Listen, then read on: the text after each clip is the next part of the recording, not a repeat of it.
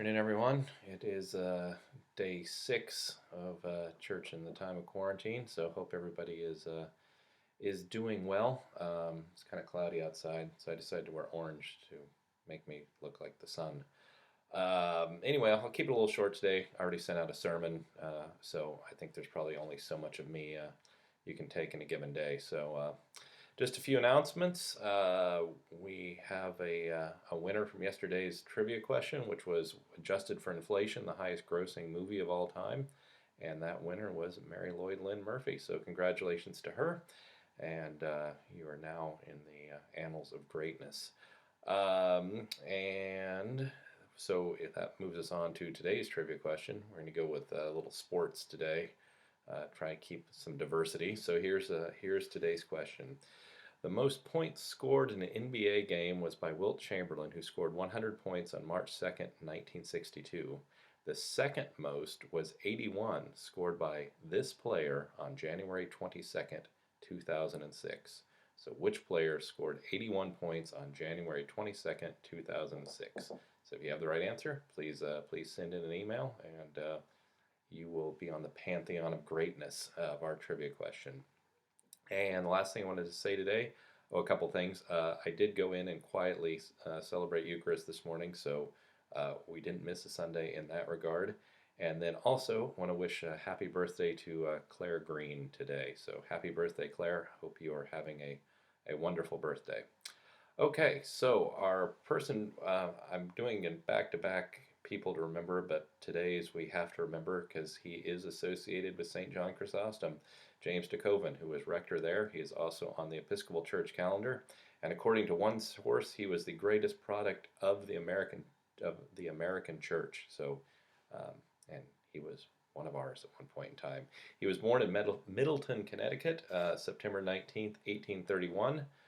He went to Columbia, then Columbia College, now Columbia University in New York, graduated there 1851, and then went straight into General Theological Seminary, where he graduated in 1854.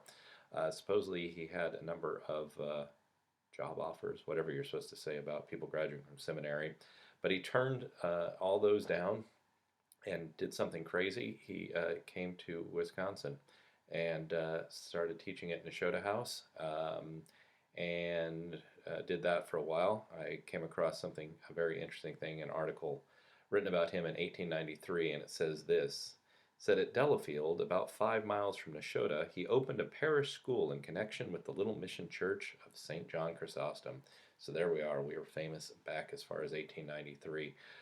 The 5 mile part, I guess there must have been some tectonic shifts in the plates or something, and the Delafield and Nashotah used to be much further apart. But besides that, we'll take the greeting from that. So. Anyway, at Nashotah, and then from there he moved on to become the warden of Racine College, which is now defunct, but was a college that's now the de Koven Center down in Racine. So you can still see the buildings and the chapel and all those things where he served as that. So the question probably is, okay, so there's a guy who went to seminary, and then he came out to Wisconsin, and so what's so famous about him? Well, the thing is, he was known for his writings, for his writings specifically, that his writings, he was a very clear writer, which is also what made him very controversial, because he expressed things that a lot of other people were saying, but he expressed it in ways people could understand. And what he was saying was he was part of, you can call them the ritualists, the Anglo-Catholics, the Oxford movement, whatever you want to call it, but that reform movement within the Episcopal Church and the wider Church of England to make things more ritualistic. Because if you think about it, or back in that time period, the Episcopal Church, the daily service, the Sunday service was not the Eucharist.